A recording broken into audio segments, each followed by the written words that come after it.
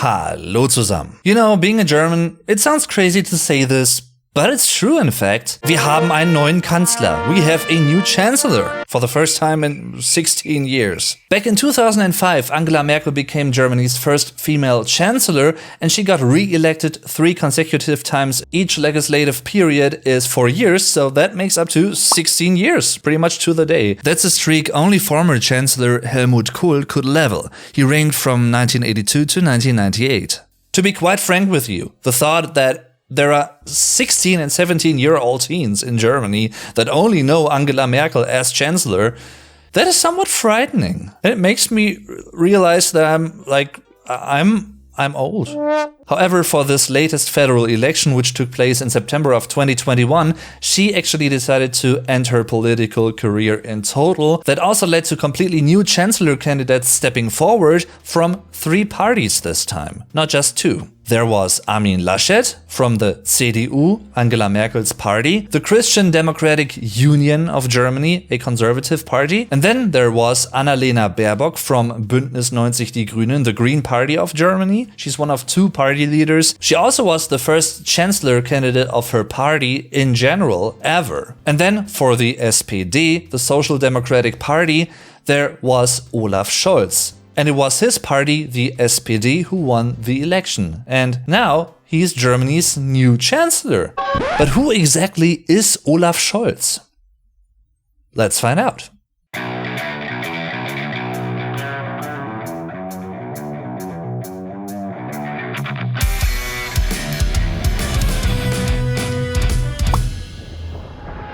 Alright, before we're gonna talk about Olaf Scholz, let's first get some background.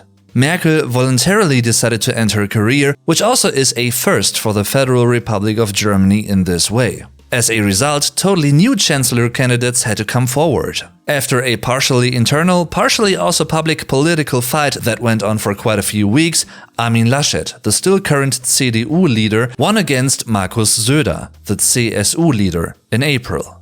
Way earlier, back in August of 2020, Olaf Scholz was elected SPD Chancellor candidate, which is the Social Democratic Party, even though he lost the election to become the new SPD party leader previously, which also led him to step down from being the deputy leader of his party afterwards. And with one exception from the past, in all previous federal elections Germany has had so far, there were only 2 Chancellor candidates in total.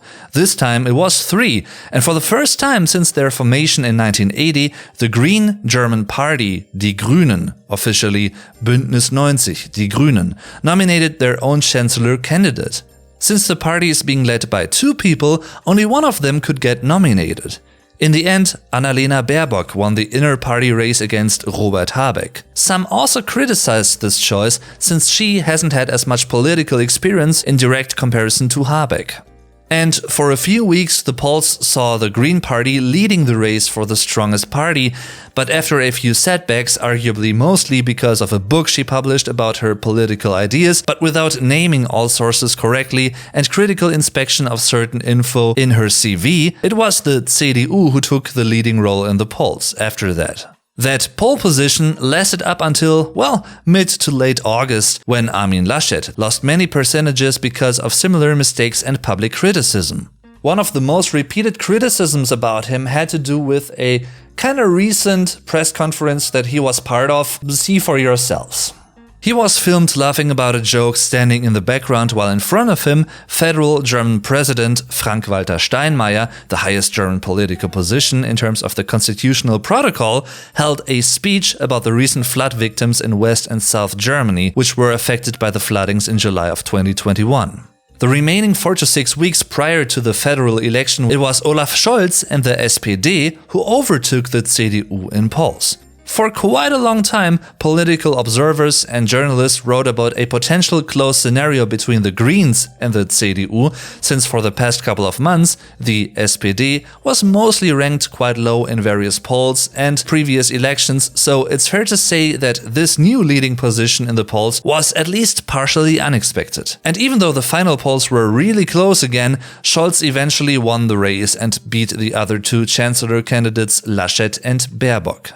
After weeks of discussions in private between the 3 strongest parties that came out of the election in terms of their gains, the SPD, the Green Party, and the Liberals, the FDP, Freie Demokratische Partei, Free Democratic Party. Hardly any info was leaked during that process, which even parts of the upcoming opposition praised. All three parties presented their 177-page strong coalition contract, or coalition agreement, der Koalitionsvertrag, the foundation of the upcoming government's principles and goals, on November 24, 2021. And if you want to find out more about a few of the big changes, the upcoming and planned ones, feel free to check out my video on that topic in the end card.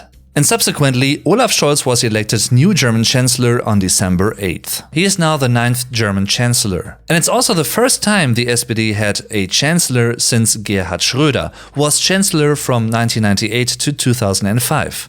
Within the SPD, Scholz is usually seen as a conservative social democrat. Contrary to what you might expect, the German Chancellor doesn't get elected by the citizens directly. They, in general, get elected by the Parliament, the federal parliament, der Bundestag. So far, so good. But who is Olaf Scholz? You might still be asking. And here's the answer. Olaf Scholz was born on June 14, 1958 in Osnabrück, a quite well-known German city in Lower Saxony in northwest Germany. To Germans, he is not a new player in the fields of politics at all. As I've said before, he's a member of the SPD, the Social Democratic Party of Germany, die Sozialdemokratische Partei Deutschlands, which is also Germany's oldest still existing party, by the way. He joined the SPD in 1975 during the reign of former SPD Chancellor Willy Brandt, who sought a more relaxed and diplomatic relation with former East Germany, which was a socialist state. I guess you could argue that Brandt's famous 1969 claim "Mehr Demokratie wagen," to risk more democracy, sort of was a blueprint for the current coalition and their slogan "Mehr Fortschritt wagen," to risk more progress. From 1982 to 1988, he was the deputy leader of the SPD's youth organization Jungsozialisten, Young Socialists, and worked as a lawyer specialized in labor and employment law, two subjects which he has been very vocal about in his political work. He proceeded to become the leader of the SPD department in Hamburg from 2000 to 2004. During the reign of the aforementioned Gerhard Schröder, SPD Chancellor from 1998 to 2005, he worked as the party's Generalsekretär, the Secretary General. His first federal role as a leading politician was working as Minister of Labor and Social Affairs from 2007 to 2009.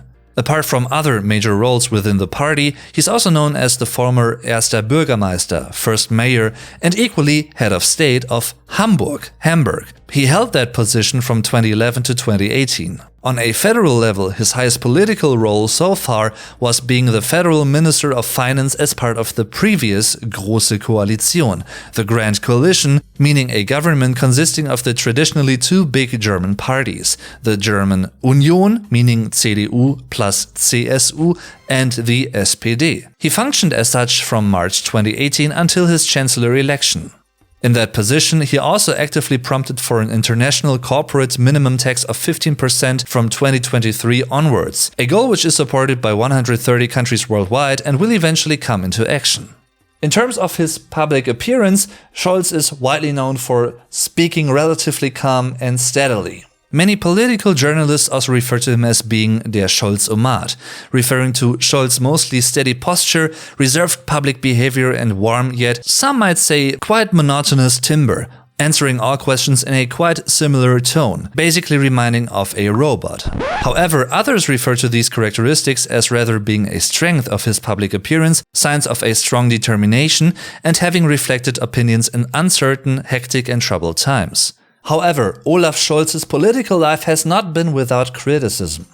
His exact role and knowledge in the Wirecard scandal, a huge accounting scandal concerning the insolvency of Wirecard, which was a promising German payment processor and financial service, and observing that correctly with his department in his role of the Federal Minister of Finance, well, that is quite debatable. His term was also overshadowed by the uncovered Cum-Ex trading fraud.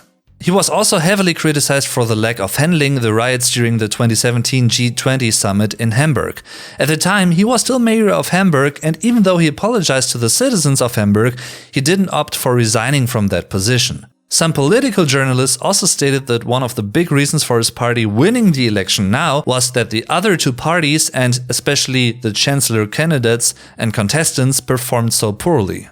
Anyway, as a politically interested person, I'm of course curious about how this will all turn out, how this new government will work, and what they will do and change compared to the previous government. I hope you enjoyed watching this video. I sure did enjoy making it. If you enjoyed it, thumbs up for you, and maybe also thumbs up for the video, who knows? Share it with other people, that's always greatly appreciated and helps the channel a lot. And of course, also make sure to check out the video description with many interesting and helpful links, including my socials and support options for the channel. And you can also become a channel member if you really enjoy more of my videos and not just this one. That's basically a little monthly tip, a little monthly subscription to the channel. So if you really enjoy what I'm doing here and my work on YouTube in teaching the German language and culture in various different ways and forms, well, that's greatly appreciated and it helps a whole lot. So thanks very much for considering that. And of course, everyone, thanks for watching. I'm your Vlog Dave. Tschüss und bis zum nächsten Mal.